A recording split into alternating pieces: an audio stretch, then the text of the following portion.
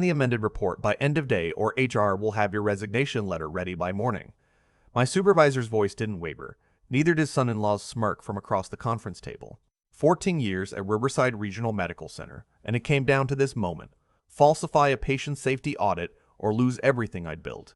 So I reached into my jacket pocket, set my phone on the table, and pressed play. Let me back up to where this actually started, because nothing about what happened was sudden. It built slowly, the way carbon monoxide fills a room, invisible until you're already dizzy. My name is Frank Calloway. I'm 51 years old, and for the past 14 years I've worked as Director of Quality and Patient Safety at Riverside Regional, a mid-sized hospital system in Central Ohio with 3 campuses and about 1,800 employees. Before that, I spent 8 years as a combat medic in the Army, 2 tours in Iraq, 1 in Kuwait, and another 6 years working in hospital administration after I got out. I didn't walk into healthcare management through an MBA program or a family connection. I crawled in through the trenches, learning infection control protocols from ICU nurses and medication error reporting from pharmacy chiefs who'd been doing this work since before I was born. I knew every accreditation standard by heart. I knew what the Joint Commission looked for and what they'd flag. I knew which near misses got buried in incident reports and which ones turned into wrongful death suits.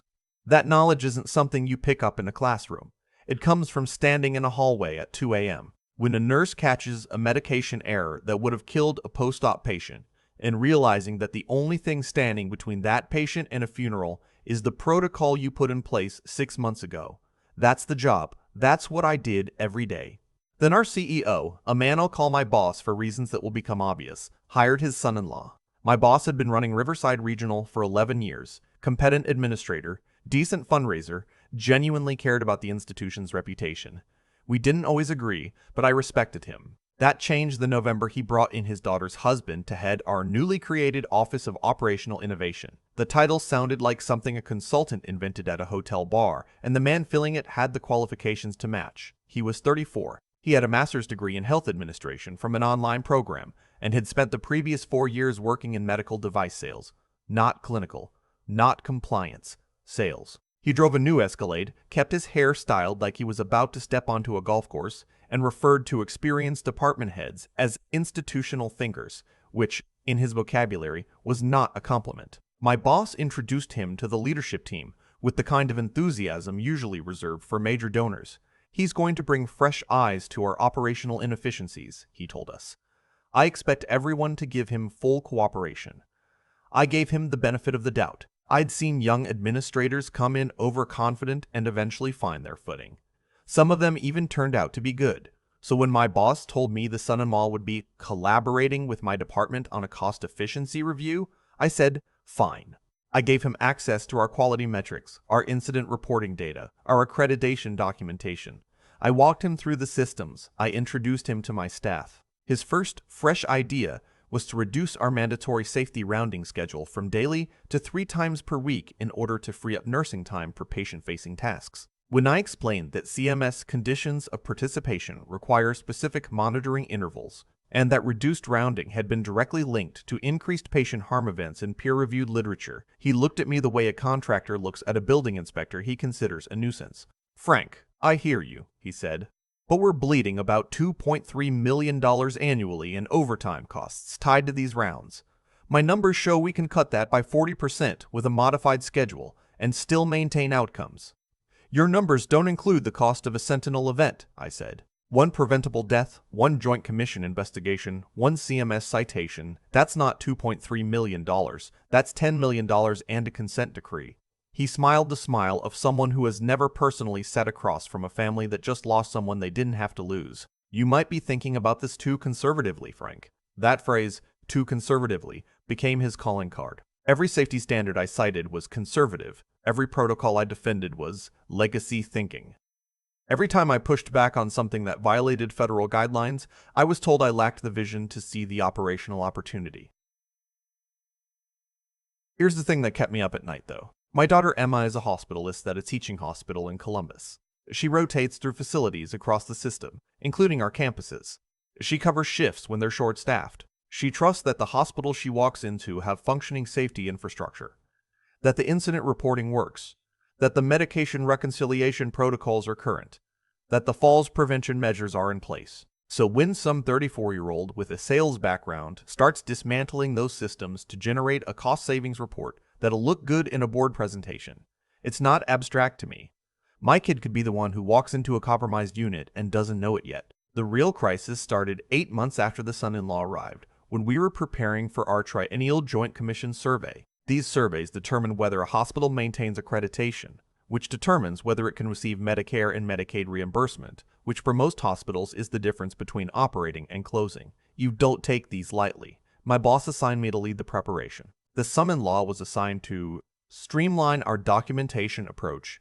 I assumed that meant he'd help organize binders. Instead, I discovered what he was actually doing 3 weeks before the survey date.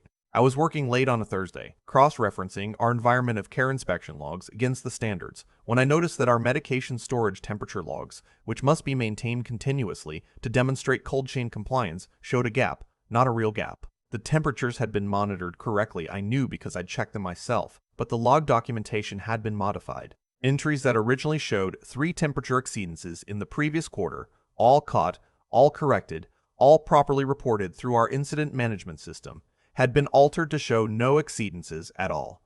We had cleaned up our own record of catching our own mistakes, which meant we'd also erased the documentation that proved our corrective actions worked. I pulled the original logs from our backup system. I pulled the incident reports. I pulled the corrective action plans. Then I spread them out and compared them line by line with the versions that had been uploaded to our survey preparation file. Someone had gone through and scrubbed them, systematically, not just the temperature logs, medication error reports, falls data, hand hygiene compliance rates. Anywhere we documented a problem and then fixed it, the problem had been removed. What remained was a portrait of a hospital that apparently never had any issues at all, which is not what the Joint Commission wants to see. They want to see that you identify problems and correct them. A facility with perfect scores on everything looks like a facility that isn't looking. But beyond the accreditation strategy, what I was holding was evidence of falsified federal compliance records. That's not an internal HR matter. That's a federal offense. I didn't sleep that Thursday night. I sat at my kitchen table until 3 a.m., running through what I was looking at and what it meant. The next morning, I came in early and walked past the son-in-law's office. His light was on. He was on the phone, and I caught 2 words through the partially open door before I kept walking. Survey prep. That afternoon, I stayed at my desk until the building quieted down. Then I walked down the hall toward the administrative wing. The son-in-law's office was dark, but the small conference room adjacent to my boss's suite was lit, and the door was partially open. I recognized both voices. What happens if they ask to see the original incident reports? That was the son-in-law. They'll see what's in the survey file. My boss's voice. Even controlled. But if Frank has the originals, Frank's copies are in a personal drive. They're not the official record. The official record is what we submit. He's going to push back. Let him. I've already talked to HR about Frank's resistance to the modernization initiative. If there are compliance questions during the survey, the narrative is that our quality director failed to complete the documentation consolidation on time. That puts the accountability where it belongs. I stood in that hallway and felt something go cold in my chest. I had my phone out before I fully registered the decision. I activated the voice memo app and held it at my side.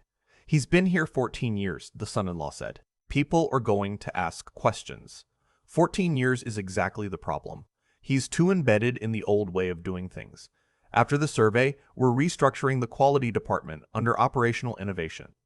Frank can take an advisory role, or he can take his retirement package. Either way, he's not running quality review anymore. I got all of it. I walked back to my office, sat down, and spent the next 2 hours thinking carefully about what I was going to do. Because the person on that recording wasn't just my supervisor. He was the CEO of a hospital system. He had relationships with every board member, every major donor, every department head in the building. He had, as I was about to learn, considerably more infrastructure in place for this kind of situation than I had anticipated. The next morning, I had coffee with my deputy director, a woman named Audrey, who had been with the department for 9 years before I arrived and knew the institution better than anyone. I didn't tell her what I'd heard. I asked her, obliquely, whether she'd noticed anything unusual about the survey prep documentation. She looked at me for a moment. "Meet me for lunch," she said, "off campus." We went to a diner about a mile from the hospital. She brought a folder. "I'd been watching this for 6 weeks," she said. "I didn't know how to bring it to you because I didn't know how deep it goes." She opened the folder. Inside were her own printed copies of the original reports alongside the modified versions. She'd been quietly maintaining a parallel record set since she first noticed discrepancies in January. She'd also printed a directory of files from our document management system showing access logs. The son-in-law's credentials appeared on every altered record. "He's not doing this alone," she said. "The access logs show his account, but some of these modifications were made at 11 p.m. on a Saturday. He wasn't in the building. Someone gave him elevated permissions, or someone else is using his credentials." "My boss," I said. She nodded slowly. "I think so." "How long have you known?" "Long enough that I've been scared to say anything. 3 months ago, I mentioned to HR that I had concerns about the documentation review process. 2 days later, I got a written coaching memo for an interpersonal communication issue that I have no memory of. Someone went looking for a way to put something in my file. This is what I hadn't understood until Audrey laid it out for me. My boss wasn't just protecting his son-in-law. He'd been building an apparatus, quietly, methodically, to neutralize anyone who might interfere with what he wanted. He'd already used it on 2 people before us. A charge nurse in the ICU who filed a concern about staffing ratios had been transferred to an outpatient clinic 20 miles from her home. A compliance officer who questioned a billing practice had received a performance improvement plan so targeted and specific that she'd resign within 6 weeks rather than fight it. My boss didn't fire people who got in his way. He made their professional lives so uncomfortable and their records so blemished that they removed themselves. "We need more than what we have," I said. "I know." Audrey closed the folder. "There's a woman on the board you should talk to. Dr. Elaine Marsh. She chairs the Quality and Patient Safety Committee. She's been asking questions about our performance metrics for the past 2 quarters. Our dashboard numbers don't match what she's seeing in the clinical outcome data she gets from the state health department. She suspects something is off. She doesn't have proof. Can you get me a meeting?" I already emailed her assistant this morning. She thinks it's a routine quality briefing. I drove home that night with my hands tighter on the wheel than they needed to be. I'd spent 23 years in environments where you learn to read a situation clearly and act without flinching. This was one of those situations. My boss had built something sophisticated and durable. He had institutional authority, board relationships, an HR apparatus, and a son-in-law who was, at minimum, following instructions and possibly more actively involved than I'd initially thought. What I had was 14 years of institutional knowledge, a deputy director who'd been quietly building a parallel evidence file for 6 weeks, and 2 recordings of my boss explicitly planning to falsify federal compliance records and blame me for the consequences. It wasn't enough, but it was a start. Dr. Elaine Marsh was not what I expected. She was 63, small, wore reading glasses on a beaded chain, and looked more like someone's retired librarian aunt than a former chief of medicine and current hospital board member. When she sat down across from me at a coffee shop 3 blocks from the hospital and started asking questions about our quality data, I understood within 5 minutes why my boss had not wanted her to see our real numbers. She was methodical. She'd been tracking our publicly reported outcome metrics against the state comparative database for 18 months. She laid her own spreadsheet on the table between us. "Your hospital-acquired infection rates have improved significantly on paper in the last 8 months, she said. "But your readmission rates have climbed, your patient satisfaction scores on safety communication have dropped, and your nursing turnover in the ICU is up 23%. Those don't move in the same direction as infection rates, unless you're measuring something differently than you were before." "We are," I said. I showed her everything. The original reports, the modified versions, the access logs Audrey had pulled, the side-by-side comparisons across all 23 categories of altered documentation. I played her the recording from the hallway outside my boss's conference room. When the recording ended, she was quiet for a moment. "Michael, these aren't administrative irregularities," she said. She used the wrong name. She was thinking out loud. "This is systematic falsification of CMS-required documentation. If these records were submitted to the Joint Commission or used as the basis for cost reports to Medicare, we're looking at False Claims Act violations." "That's what I believe, yes." "He has files on board members. I need you to know that going in." She set down her coffee. 2 years ago, I was going through a difficult personal situation. A family member's medical problems, some financial strain. I made some decisions I wasn't proud of, and discussed them in what I believed was a private conversation with a colleague. 6 months later, my boss referenced something from that conversation in a way that made clear he knew things he shouldn't know.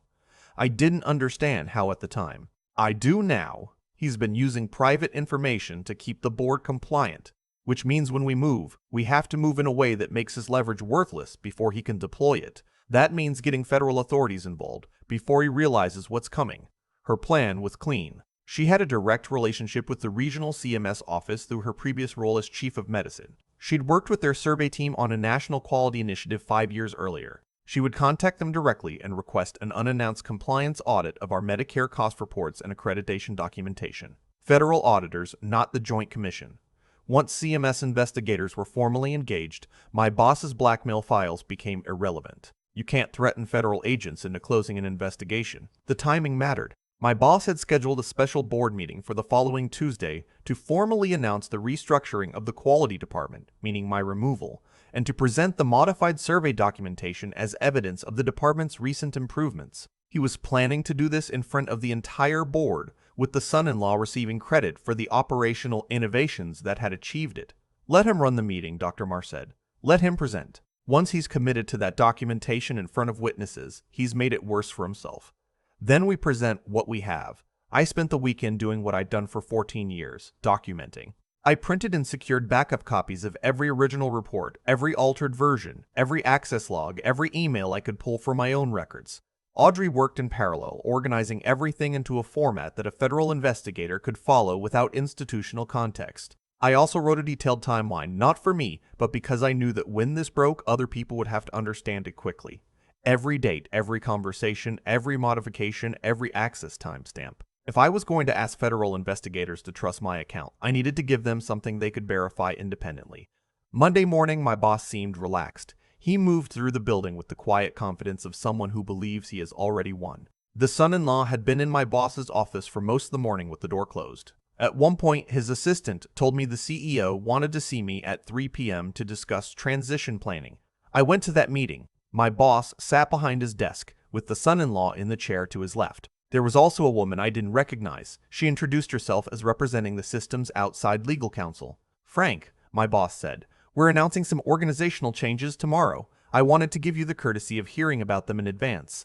We're moving quality and patient safety under the Office of Operational Innovation, effective at the end of next month. We'd like you to transition into a senior advisory role, which would give you the opportunity to share your institutional knowledge while allowing fresh leadership to take the department in a new direction.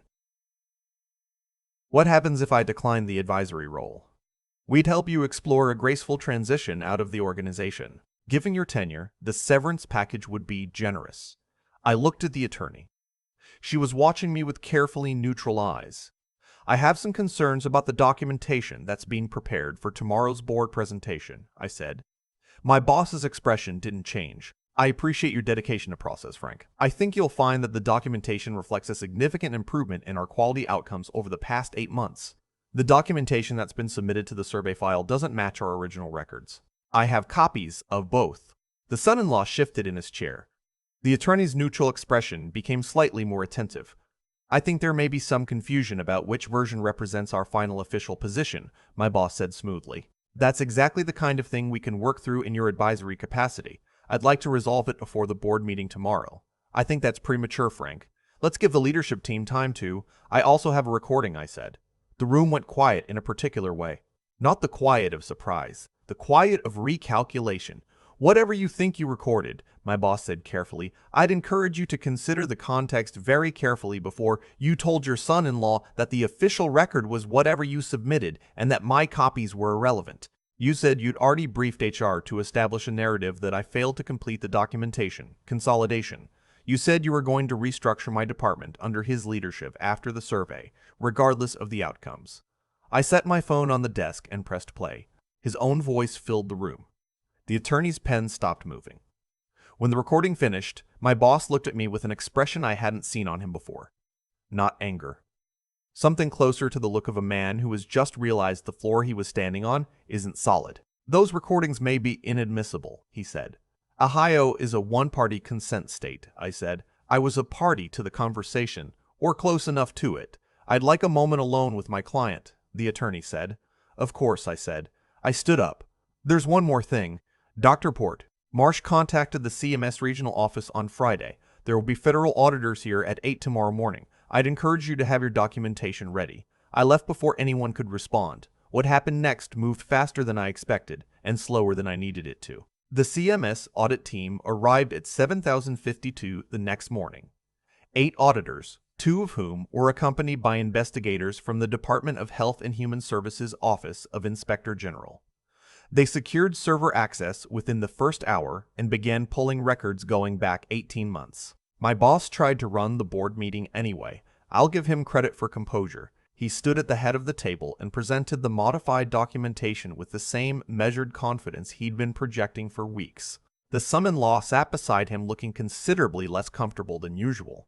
Dr. Marsh waited until the presentation concluded. Then she said, "Before we vote on the restructuring proposal, I'd like the board to see some additional documentation." She nodded to me. I had my laptop connected to the room's display before my boss could object. What I put on screen was simple: the original quality reports on the left, the modified survey file versions on the right, with the differences highlighted in red. 23 categories, hundreds of individual alterations, the audit trail showing when each change was made and under which credentials. Then I played the recording. My boss stood up. "Those recordings are Mr. Calloway." The voice came from the doorway. An HHS investigator I recognized from that morning stood there with 2 colleagues. "We're going to need you and Mr." He glanced at a notepad, "Mr. Galveston to come with us." "And you as well, sir," he said to the son-in-law. My boss, whose actual surname was Galveston, which I had deliberately avoided using until this moment, looked across the table at his son-in-law. His son-in-law looked at the floor. The board sat in silence as both of them were escorted out. The investigation took 4 months. The findings were extensive. My boss had been systematically altering quality and compliance documentation across not just the Joint Commission survey file, but Medicare cost reports going back nearly 2 years. The falsified data had been used to support billing claims that overstated performance on quality-based reimbursement programs, which meant Riverside Regional had collected millions in Medicare bonus payments it hadn't legitimately earned. That's not an administrative error. That's fraud against the federal government. My boss pleaded guilty to 1 count of healthcare fraud and 1 count of making false statements to a federal agency. He received 4 years in federal prison and was permanently excluded from participating in any Medicare or Medicaid program, which, as a practical matter, ended his career in hospital administration permanently. His son-in-law cooperated with investigators in exchange for a reduced charge and received 2 years probation and a $180,000 civil penalty. He is also permanently excluded from federal healthcare programs. The board appointed an interim CEO from outside the system and began a national search for permanent leadership. Dr. Marsh was named chair of the Executive Transition Committee. In her first act in that role, she recommended me for the interim VP of Quality and Compliance position while the search proceeded. I took it. 4 months later, when the new permanent CEO came on board, a woman with 20 years of health system leadership who never met my boss and owed nothing to anyone in that building, she asked me to stay on permanently as Chief Quality Officer. I said yes. Audrey was promoted to Director of Quality, the role she'd been doing the work of for the better part of a decade without the title. We rebuilt the documentation systems from scratch, with audit controls that flag any modification to a finalized record and automatically notify both the Compliance Office and the Board Quality Committee. We implemented a formal whistleblower protection policy and made sure every employee knew it existed and how to use it.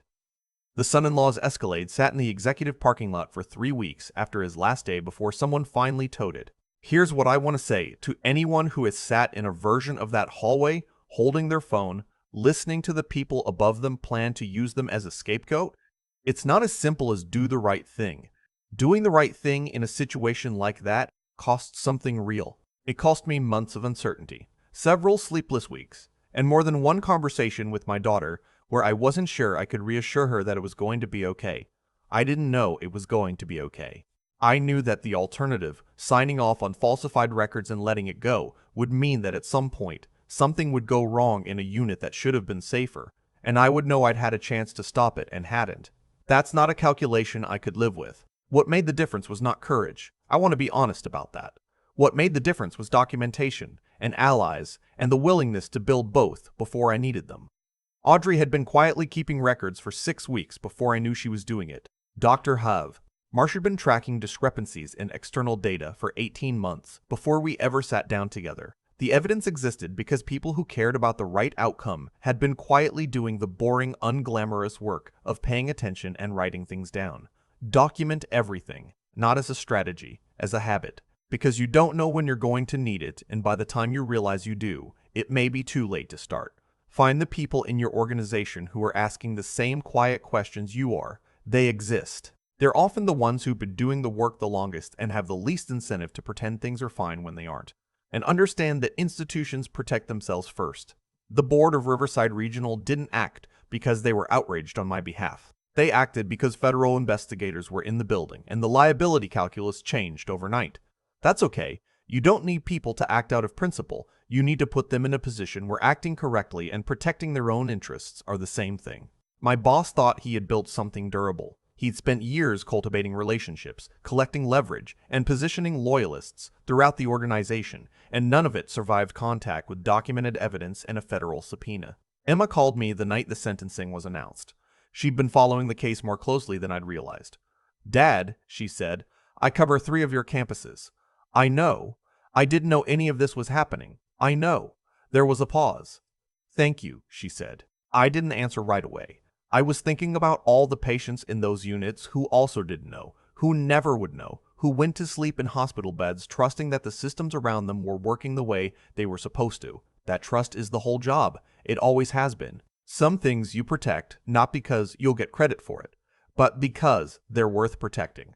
And sometimes, the most important thing you'll ever do is the thing nobody sees. The document you keep, the meeting you attend, the phone you remembered to leave, recording in your pocket. The moment nobody sees that keeps something terrible from happening. That's what the job actually is. The night the sentencing came down, I sat at the same kitchen table where I'd spread out those falsified reports 14 months earlier. Same coffee mug. Same overhead light that buzzes slightly when it's cold. I kept thinking about cause and effect. Not in any grand or dramatic way, just the plain mechanical truth of it. Every choice my boss made had a consequence he didn't account for, and every choice I made had one too. He chose to alter records. He chose to build a system designed to make honest people disappear quietly, and I chose on a Thursday night with a phone in my hand not to walk away from what I'd heard. That's really where it started. Not with the evidence, not with Dr. Marsh, not with the federal investigators. It started with a decision about who I was willing to be when nobody was watching, and the cost of doing the right thing was genuinely unclear. I don't think of myself as particularly brave. I want to be honest about that because I think the way these stories get told sometimes makes integrity sound like a personality trait some people have and others don't. It isn't. What I had was information, and a clear sense that falsified safety records in a hospital aren't an administrative problem. They're a threat to real people in real beds who have no idea the systems around them have been compromised. That clarity wasn't courage. It was just knowing what the stakes actually were. My daughter Emma walks into those units. Nurses I'd worked alongside for a decade work those floors. Patients trust that the protocols exist and function. When you understand the consequences in those terms, the calculation changes. What I've come to believe is that the outcome of a situation like this depends almost entirely on 3 things working together. And if any one of them is missing, the whole thing collapses. The first is character. Not the kind you announce, but the kind that determines what you do in a hallway at night when no one is watching, and the easiest thing would be to keep walking. My boss had credentials, relationships, and institutional authority. What he didn't have was the willingness to let the truth constrain him. That gap between what he projected and what he actually was is where the whole structure eventually cracked. Audrey had been quietly keeping parallel records for 6 weeks before I knew. She didn't do it because someone told her to. She did it because it was the right thing, and she knew it. The second is judgment. Knowing that something is wrong isn't enough if you don't understand how the system actually works, where the real leverage points are, who has credibility, what evidence will matter to people who have no reason to trust you yet. I could have gone to HR with my concerns and been processed out within a month. Instead, we went to Dr. Marsh, who understood both the clinical reality and the institutional politics. That wasn't luck. That was thinking clearly about the problem in front of us. The third is persistence. There were 3 or 4 moments in those weeks where stopping would have been easier and honestly more rational on paper. The morning my boss called me in to discuss transition planning, I sat across from him and his attorney and understood exactly how exposed I was. I stayed in that chair.